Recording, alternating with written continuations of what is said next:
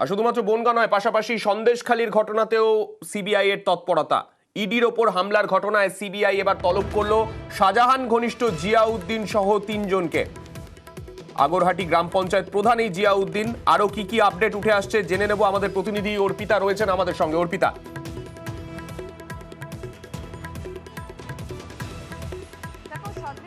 ঘটনাতে এই শেখ শাহজাহান ঘনিষ্ঠ জিয়াউদ্দিন সহ মোট 3 থেকে 4 জনকে আজকে তলব করা হয়েছে নিজাম প্যালেসে।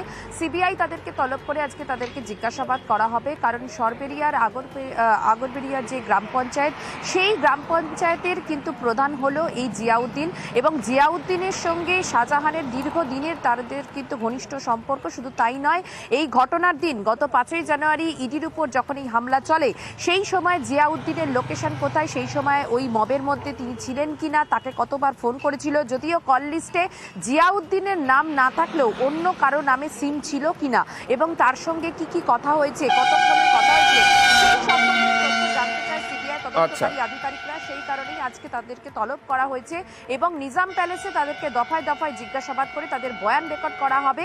তার কারণ শেখ শাহজাহান যা বয়ান দিচ্ছে তার সঙ্গে এদের বয়ান, অর্থাৎ ঘটনার দিন যারা উপস্থিত ছিল বা ফোনের কল লিস্ট ধরে যে কথা আমরা আগেই জানিয়েছিলাম, যে ফোনের যে কল লিস্ট বা যে সিডিআর, তাতে যাদের নাম রয়েছে বা যাদের সঙ্গে কথা হয়েছিল 7টা 20 থেকে দুপুর 1:30টার মধ্যে, তাদেরকে তলব করে জিজ্ঞাসাবাদ করে বয়ান রেকর্ড করছে সিবিআই।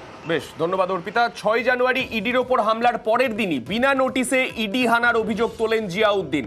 একই সঙ্গে শুভেন্দু অধিকারীর বিরুদ্ধে উস্কানির অভিযোগও তোলেন তিনি। আর মেন কারণ যেটা আমরা জানতে পেরেছি, হঠাৎ করে বাই ওভার টেলিফোনে যে এরকম ইডি সিবিআই এসছে শেখ শাহজাহানের বাড়িতে ঘেরাও করেছে। আমাদের এখানে তো 2,70,000 72,000 ভোটার সন্দেশখালী বিধানসভা 1-2 মিলে। খবর হতেই জনগণ, যারা গরিব দুঃখী খেটে খাওয়া মানুষ, তারা সবাই এসে হাজির হয়েছে।